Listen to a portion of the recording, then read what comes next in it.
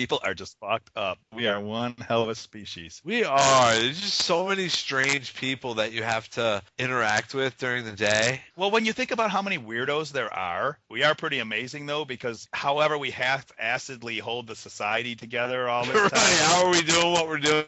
We are doing it, and it almost seems like there's no possible way. Once you meet so many freaks, you just go, this just can't hold, you know? Yeah, but we're not hanging out with, like, Stephen Hawking and, Bill Gates and... Yeah, but I mean, even them, you get to know personal things about them, and they're freaks, you know? Like, Bill Gates is a fucking weirdo. It's just people, you know? Yes, you could be... That's the thing. There's brilliance there. There's stupidity, brilliance, but it just seems like no matter what, there's a lot of fucked upness in everyone. Some of us are hoarding it. Well, I think everybody's got it. It's just they hide it better than others, and some deny it. You know, there's a lot of that out there. You know, I just think it's rampant, you know. And again, Stephen Hawking. Okay, Stephen Hawking. The dude was involved in a sex thing with another scientist, and he's licking pussy. The girl had to straddle his face. I mean, he's been involved in some weird shit. What's so weird about that? You know? Right on, man. Yeah, he's getting some. But he's like stealing a woman away because she's like in love with his brain, but he can't really do anything. So she's straddling him and he's licking her cunt. And this other guy's really jealous. He was a scientist and he was all crushed and hates Stephen Hawking and all this shit. But it's like, the same shit. It's just they're geniuses. I'm totally behind this. And I got to say, I never thought I'd be in a position to utter this phrase, but Stephen Hawking, lick that clit one time for me, buddy.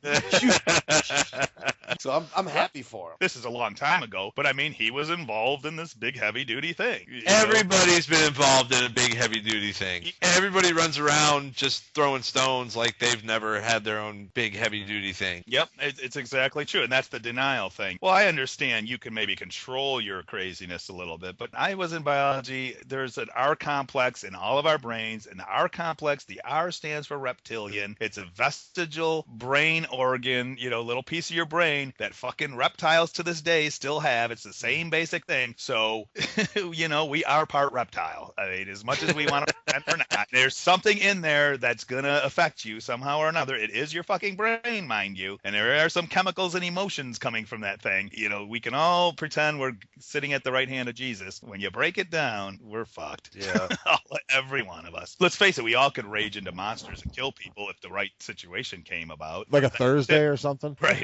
That's the thing. For some people, that's what it takes. A Thursday. For some people, it would take them raping your wife in front of you. So for some people, it would take stealing $50 from you. It's all different. And that's part of that R complex thing. Your neocortex supposedly supersedes it and everything and kind of keeps that at bay, but it's always there. And people who pretend it isn't, you're an idiot. But you just set the scale there, and I didn't like where I showed up on it, because I said... And I said kill people because it's Thursday. You're like, oh yeah, or if they rape your wife. So I was obviously the bottom end. Lowest possible provoking for murder.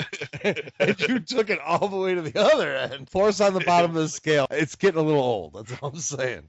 Right. The dude in the Batman movie, what drove him to kill? Just that he didn't feel good about things? Well, isn't that all of us at many times? Some people just aren't equipped to handle it, man. That's what it boils down to. I mean, it's all part of that thing. That's all inside of us. It's just, can we keep it under control? I don't see people like that as evil as I see them as defective. I don't think they're willingly committing a heinous and horrible act. I think that's the case-by-case basis. Their chemistry is such that it's just prominent in them and they can't really control it. Like a Jeffrey Dahmer type. Did you ever hear one of those guys in an interview or whatever? They all say the same thing. They can't help it. And they'll say, if you let me out, I'll do it again. They're defective in one way or another. Some of it was an evolutionary gain. Think about it. If you're selfish and it's just like survival of the fittest in food, you're going to eat. If you're selfish for a mate, you're going to breed. I think my family flies in the face of natural selection and all that, because